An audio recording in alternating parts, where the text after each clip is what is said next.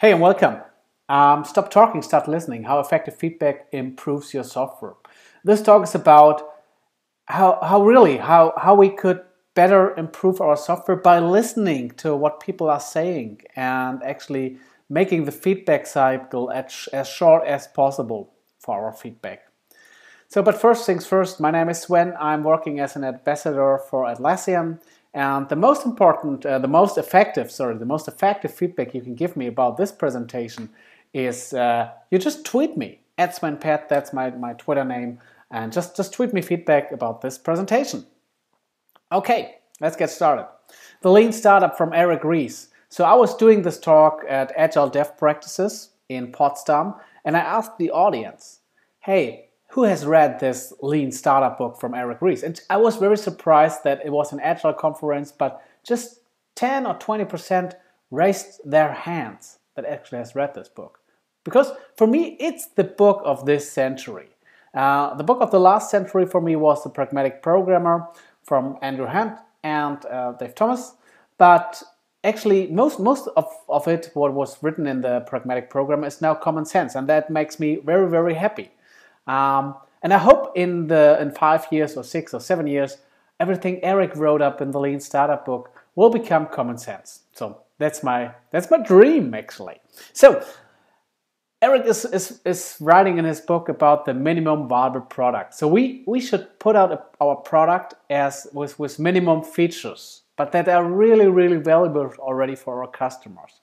And then constantly improve. So put out a phone. Maybe you can put out these cans. I think that would be a little bit too minimum, but anyway, start there and then listen to what people are saying about your product and really improve it and make your feedback cycles fast, so you improve your things fast. So this is the idea of the minimum viable product. And Eric is also writing about his build, measure, learn cycle, and this is also very important. So we build a product, we measure the thing, we measure the usage of the product, and we learn from this and getting new ideas. And then we build it in our products, and we should keep this cycle as timely, short as possible.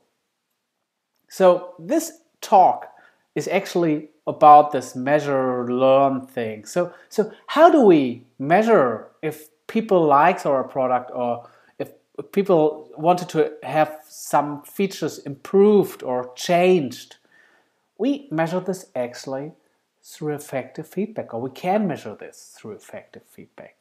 So let's assume we have 3-4 ideas out there on the market that we want to put out, and we think this is the solution we want to go with, and these are the 5 ideas how we tackle this solution. So now we can put our 5 ideas as minimum viable products, each after each other, and try out which the best one. But actually, before we put out something, we could take a shortcut road. And this is the shortcut road for trying things out before we actually put it on the market. And I call it fake it till you make it. You can totally fake the software. You can go so far with faking the software. So how do we fake the software? How do we get our idea out to our customer or to our users? Well, we can build a prototype. So let's build a prototype, show it to your user, and then learn from what he's saying. But actually, I want to go one step before that, because if you already have built your prototype, you're already connected to the idea. So if your customer says, "Oh, this was not so good, this is bullshit, so try something else," well, you have to go back to the drawing board, build another prototype, and show it to him again. So we actually at Atlassian, we're doing paper prototypes that are totally faked, totally made out of paper. And it's very cheap to make paper prototypes. So what you need is just a pen, a scissor, and some glue and some paper, and then you can totally make your paper prototype. Very, very easy, very, very cheap. And the good thing is, if you're doing a paper prototype, you're not connected to the idea already. You just come up with an idea, draw it on paper, try it out, see it doesn't work, doesn't matter, throw it into the garbage bin. A paper prototype looks like this, for example. So if you click on things, something happening, And it's very cheap. At Atlassian, we're doing paper prototype sessions, and in a 1.5 hour session, we come up with, I don't know, 15 ideas that we found out, that we try out, and then we find out that maybe 10 of these 15 ideas doesn't really make sense or doesn't really work. So this is our paper prototype session, and now we have our 3 ideas that we really want to try out. So how do we share this? How do we share it? So we have the problem that some people are working in San Francisco and other people are working in Sydney. So how do we share our ideas, our paper prototype ideas from San Francisco to Sydney? So that doesn't really work with paper, does it? I mean, we could put up a camera, film it, but it's not what we want to do. We want to reach out also not just to our people in Sydney. We want to reach out also to our customers. So we should totally mock on the stuff and try something else. And what we do is we put it in electronic form. It's the best way to share it. And I actually used, a lot of times, I used Balsamiq mockup. And as you can see at that picture, that's a Balsamiq mockup. It's Boohoo Maps. Reminds me a little bit of another big company that also has a mapping program. But anyway, this is Boohoo Maps just drawn with Balsamiq. So it's a drag and drop environment. I could just take a button and place it somewhere. And it doesn't really look like real software. And this is good if you want to show it to your customers. They don't concentrate on pixels where they say, oh, this color has to be greener, or here we need a round button. No, they just concentrate on, okay, where does the thing go? Left, right, what makes the most sense here on this mockup. And yeah, it's very fast that you build something together. You can link things together, so pressing on a button really does something, or a drop-down menu, pressing on the drop-down menu does something. So it makes a good showcase. Because you want to share your ideas. If you have put it in an electronic format, you want to share your ideas. And really, what we use there for asking customers for feedback is we're using simple things like Skype or Hangout, or we go in person to the customer to get our feedback. So this is what we do. And then if we say, if our customer says, okay, this is the only one idea that we really want to see, our favorite idea is this one, we should make it look pretty. Make it look nice. Make it appealing. And this is where you do pixel things.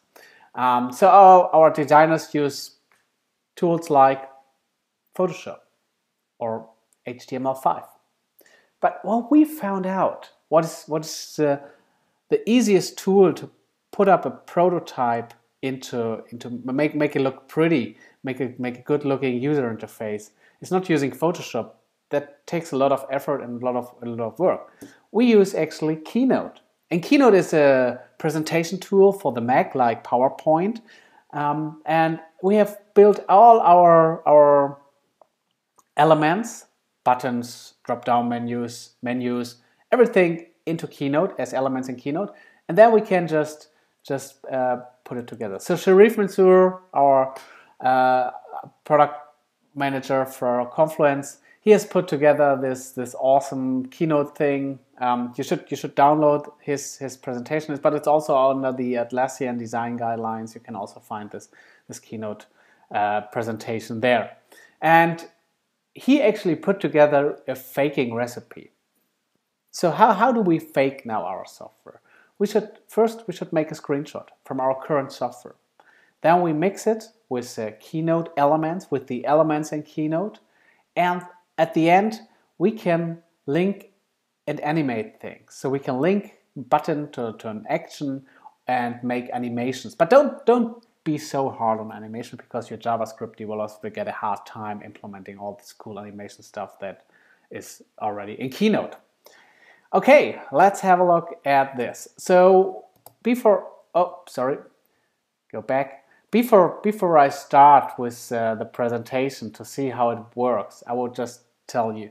So what I did here is I put together a presentation or a mock-up for a feedback button or an administration button. So if you want to contact your Confluence administrator, you can press the button and get in contact with your Confluence administrator. And this is what I wanted to do in Confluence, a little add-on.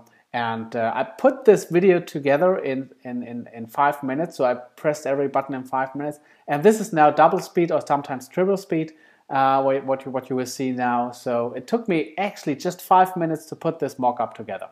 So let's have a look. Now we can start. So I have a screenshot here from my Confluence, my wiki, and then I want to have a button. So I copy a button, put it on the page there, on the slide, and say, okay, if you got a problem, please click here. This is what the button text should show. But now I want to have some cool thing. So I have downloaded this icon from the internet and said, okay, this looks good. I'm not a designer, but I think it's okay. So now I make the second page. So I copy this one, go on the next page, and copy this inline dialog. So I have this dialog that I put on there. So if somebody clicks on the button, it should show this inline dialog, no context switching, so just an inline dialog. So you have a title, a description, and then I put in some text that looks like a little bit real, so it's real data that I put in there. So I need an admin right in this design space. We need some more rights. Save doesn't really make sense for this, so I changed that to submit, and that's actually it. And now I just link it together. So if somebody clicks on the button, it should show the next slide. That's what I'm saying here. Then I go to the next slide and say if the slides appear. So I have this typewriter effect on the text, so it looks really like somebody typing it. So let's have a look. I press the button. It shows the actual dialog, and then I can press submit. That's it. Faked totally in 5 minutes, have a cool, good-looking interface. Sometimes we have the problem. We don't know which feature to go next, even though we know how it will look like the feature. We don't know. We have to prioritize our backlog. Actually, what we do at Atlassian is we let our customers, sometimes, well, some features are decided by our customers which one we go. Sometimes it's the product manager, but we also have a roadmap and things where we want to go with our product. So it's not all things are not decided by the customer. But we play a little game, an innovation game, together with our customers. We have user groups all over the place, and we show actually some mock-ups at the user groups, and then we play a game it calls buy a feature. So we give them virtual money or some fake money in their hands, and maybe they're hanging 5 mock-ups and they get 2 $50 notes, and they have to decide which mock-up or which idea, which next feature they want to pay for. So what feature do they want to invest for? And the good thing is they cannot say as normally, well, everything is priority 1, we need all of the features. They have to decide which feature they want to have. And that's what we find out with this little game, buy a feature.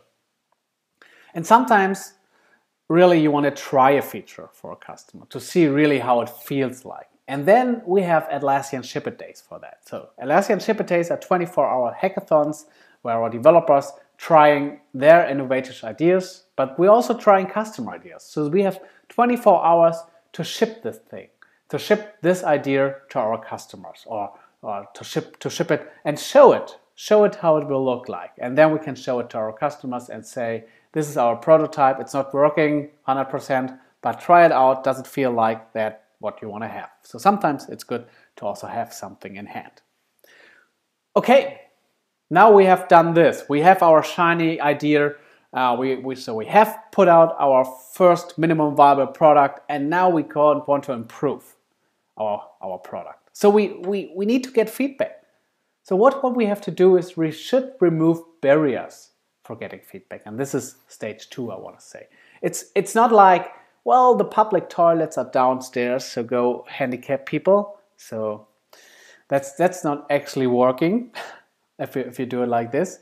We actually removed barriers when we first launched Jira, because we created a public instance of our bug tracker, and we went public, and people could submit bugs publicly.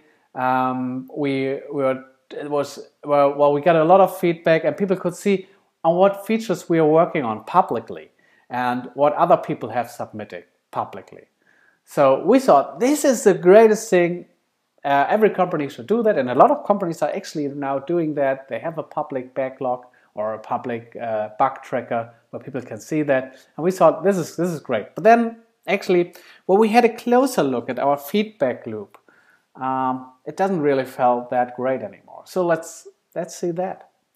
So let's assume we have this cool Angry Nerds webpage, and there's a typo on the page. Oh no, it says Angry Nerds, but it should say Angry Nerds. So our customers see that, and now they want to report it back to Atlassian that we have a typo there. So now you have to find, where can I submit feedback on the page? Well, let me see.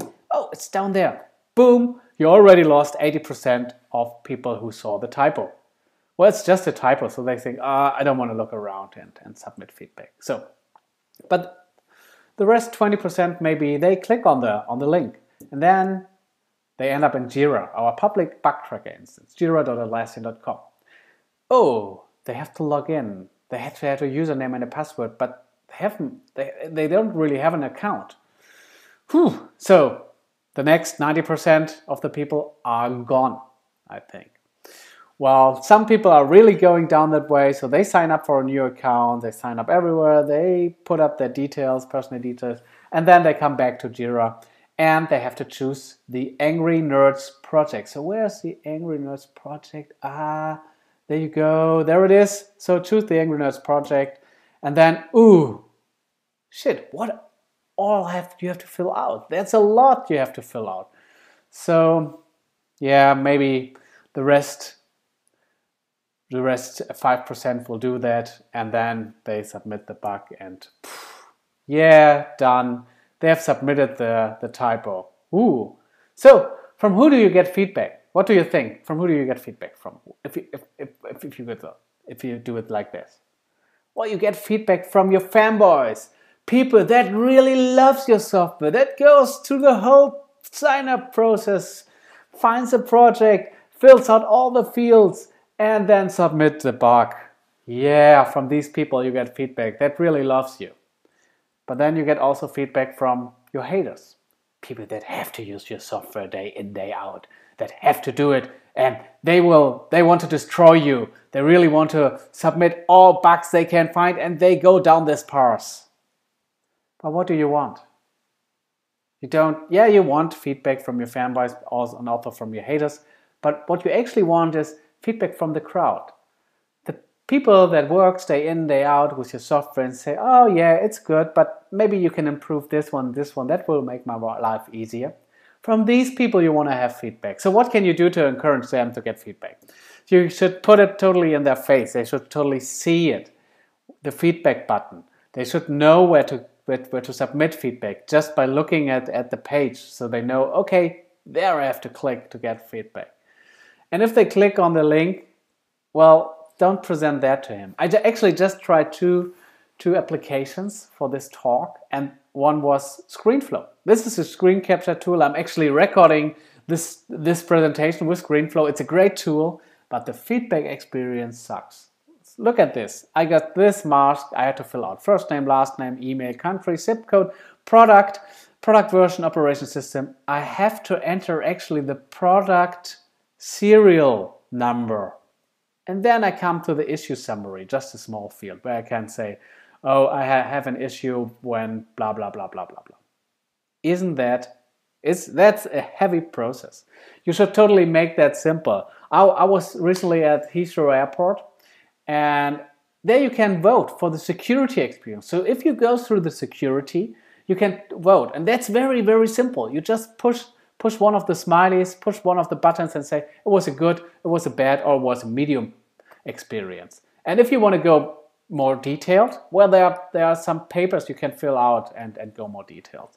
Or like we do at Atlassian, we have our support Jira instance where you get your support tickets, and at the end you can tweet your experience. You can say, okay, the experience was good or bad, and then we totally fill out the tweet for you saying, okay, blah, blah, blah, had a good experience. But you can totally customize that if you want to say something more on your Twitter, on Twitter. Another thing, what you can do or what you should do if you want to go for remove all the barriers. We want to actually remove the context switching. And you remove the context switching if you switch between your app and your feedback mask by in-application feedback. So this is really the advanced feature here. So if you want to do that, that's totally cool for people if you have an in-application feedback.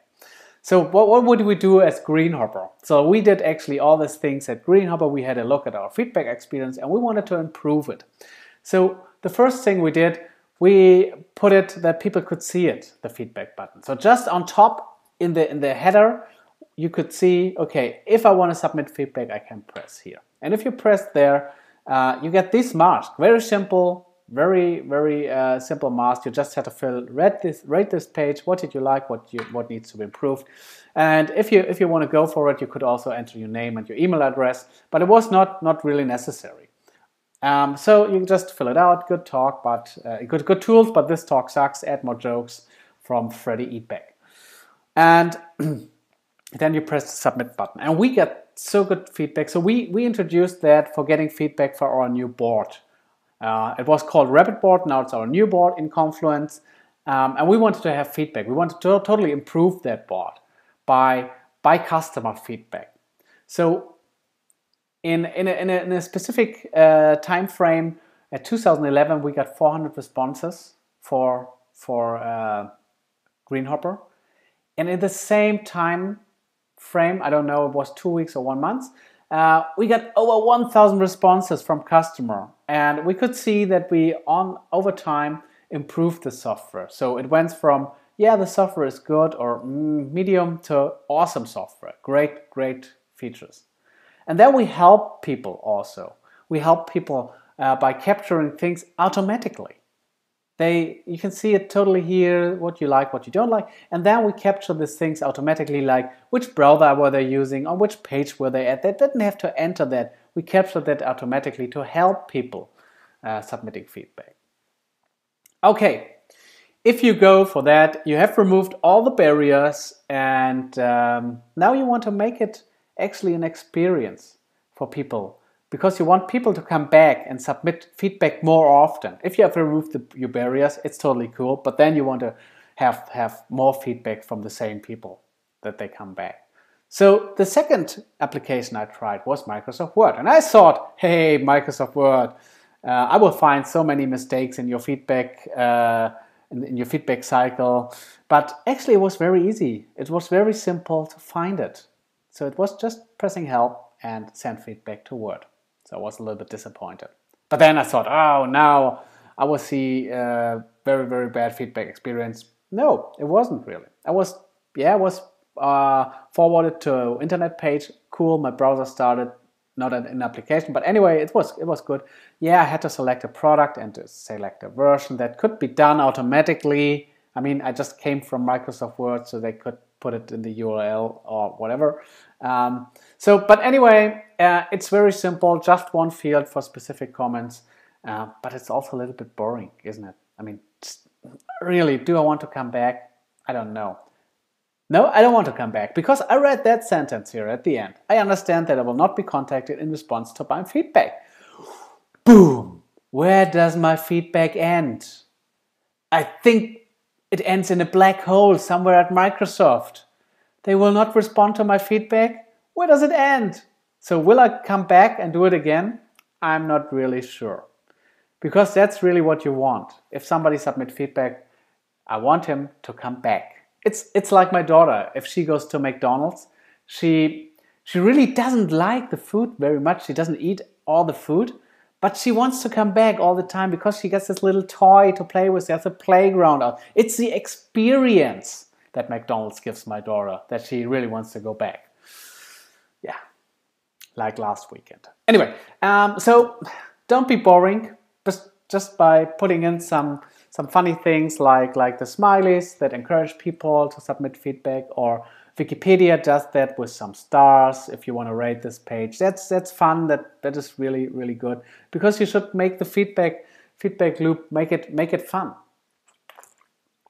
At Atlassian, we have Atlassian answers, and we put in some gamification things. So you can actually vote for answers, vote them up or down, give karma points away, and we make it personal, make this whole Atlassian Answers experience personal. So that's our crowdsourcing forum where Atlassian users help Atlassian users, and we make it personal, so you have an avatar there.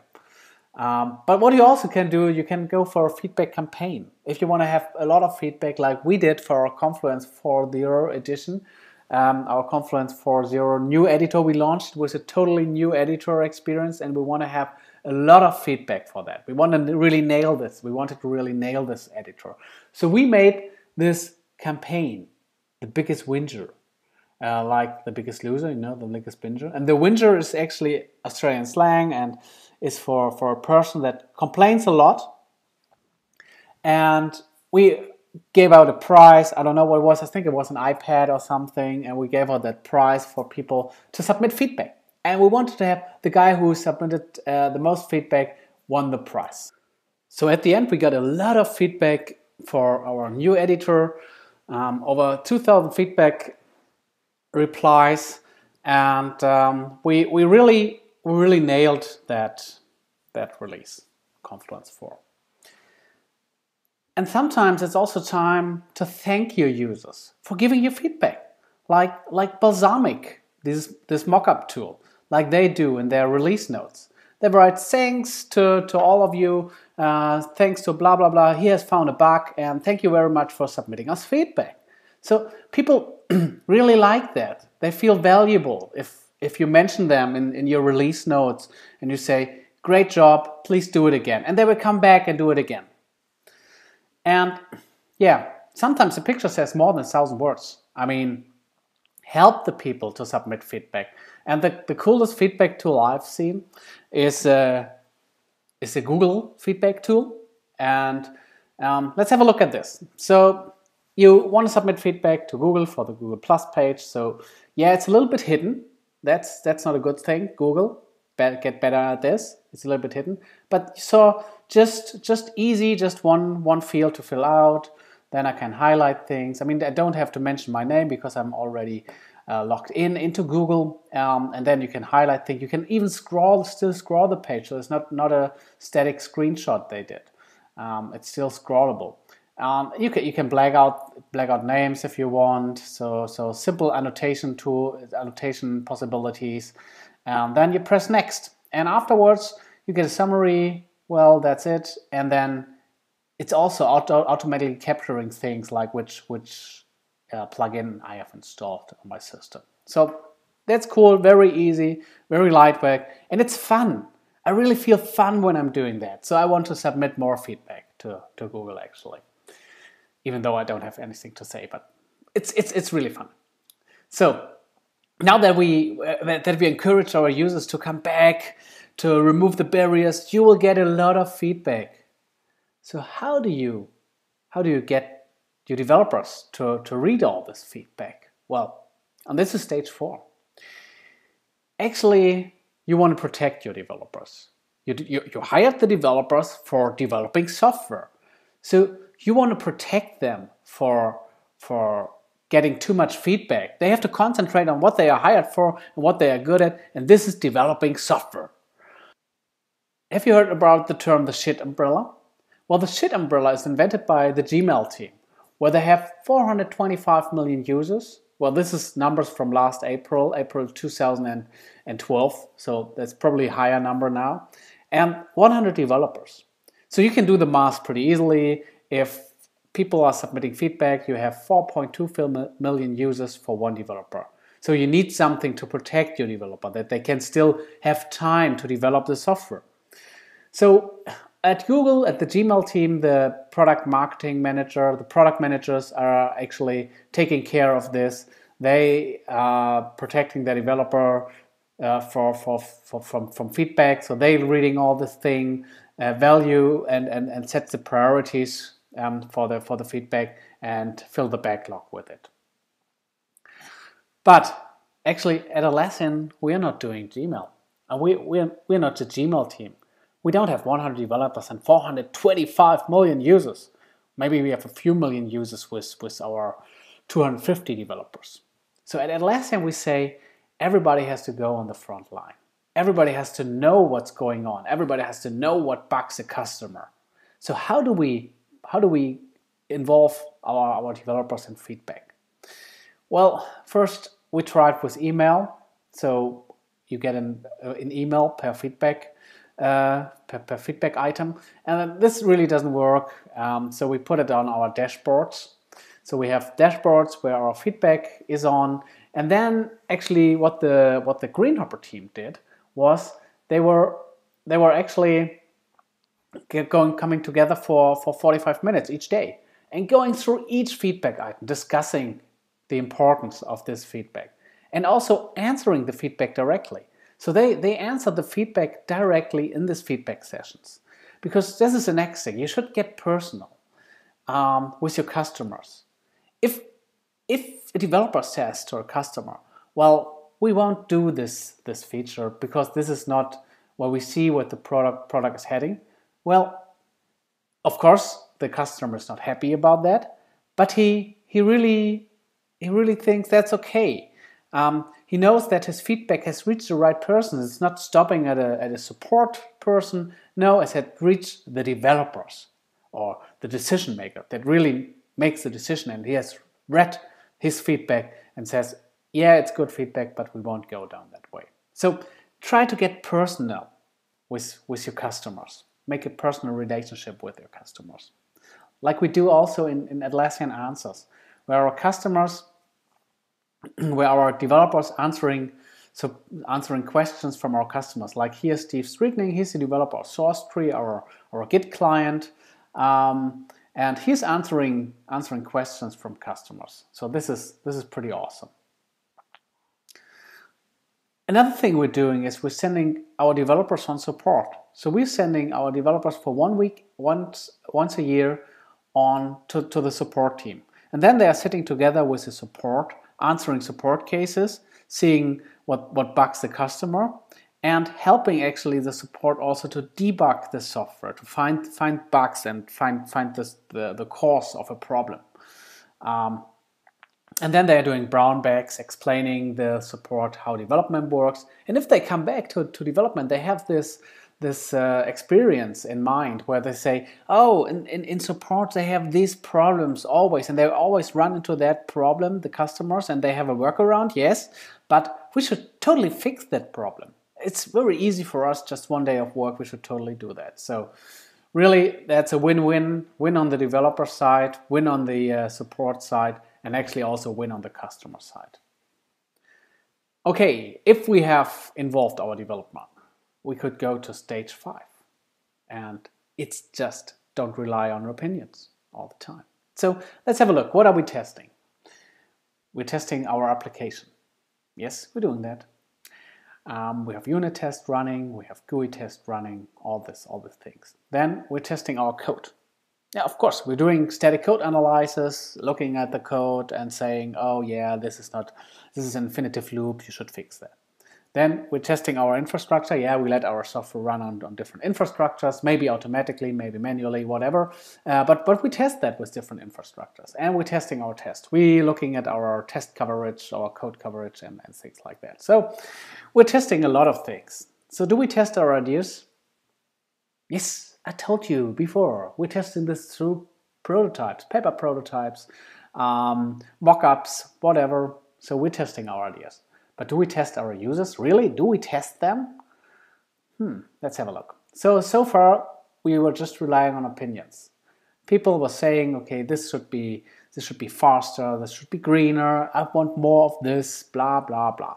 But is that really the mass of the people? Is that really the crowd we are getting the feedback from? How do we get feedback from the crowd? Well, we can measure the usage. So you can do A/B testing. So if you have 2 ideas what you would go with, you can test your users, test them, what they accept more. Like if you have a user base, you just divide them up in 2 groups and give them 2 variations of your product. So if you, for example, want to sell beer, you can totally give them a beer man and a beer woman and see which group buys more beer, and go on with that, and change small things. So we are doing that with our green hopper, for example. Here you can see A is on demand on the our hosted green hopper solution on the left side, and download on the right side, and the other way around with our B group testing. And then we have something like with a tagline where you can see on demand, we host it, and download, you install it on the B group. But not only that, we can also we have our hosted solution, as you can see it, and we can turn on features. We call that dark features. So we can test them test new features before we give them away to the mass of the users. So somebody calls that toggle features, and you can totally toggle them on. If we want to just test them, if they get accepted, we can just test a certain group of users with these features. And we should measure also the usage, not just only of new features, but also of existing features. Are they still used in your software? And which feature are used the most? Which feature should you improve more because it's the best used feature in your software? You should know that, actually. But more than measuring is the analysis part. So I've seen a lot of, I've worked with some software companies where we were measuring a lot of things, but we had never had the time to analyze the data. This is stupid. Because you also want to consider removing features, not just adding features all the time, improving features. You can also remove features. If they are not used anymore, remove them. Or if they don't make sense, remove them. Like this iOS feature, where if you delete it in an application in iOS, you could vote for it. You can rate it. But I mean, I guess they found out that they will get bad rating if somebody deletes the software, so it doesn't really make sense. It's not the mess you get feedback from. Yeah, and think about effective feedback. Make your feedback loops effectively. Make them short. Make them effective. Make it not hard for users to find your feedback buttons. So this is the road to effective feedback. First, fake it till you make it. So you can totally fake the software. Just fake it before you make it to test your ideas. Then remove all the barriers. Remove the barriers for your software. Make it easy. Make it accessible. Make it very simple, and make it fun. And also make it an experience. Bring in your developers. It's not, you shouldn't protect your developers from feedback. They should totally know what's going on in the field. So bring in your developers, and that really motivates them to build a killer app. And don't rely just on opinions. Also measure the usage of your software, because it's the small things that make the change. It's a small thing that changes the game. Like in this blog post from Jeff Alport, where he's talking about cat feeders. So he bought in the year 2009 these 2 cat feeders, and so they are doing their job. They are putting out cat food, and so at a certain time, so that Jeff don't get disturbed when he's lying in bed until 9, that the cats don't disturb him. So these cat feeders are giving out food, and we're totally doing their job. So it was okay. But then he upgraded to the new shiny version. And really, what the new things did is they were giving out food, cat food. So, but they totally improved the thing. So it was easier to fill in the cat food. It was easier to clean it. It was easier to program the cat feeders. It was just 10 small improvements that make the change between a good product and a kick-ass awesome product that people lust after. And this is what you want to have. And don't work on all new features all the time. Try to improve your existing features and make them awesome. You should stop talking to people and start listening more. And thank you very much for listening to my talk. If you want to see the slides, they are on my weblog, svenpet.com/slides. And tweet me feedback @svenpet. So thank you very much.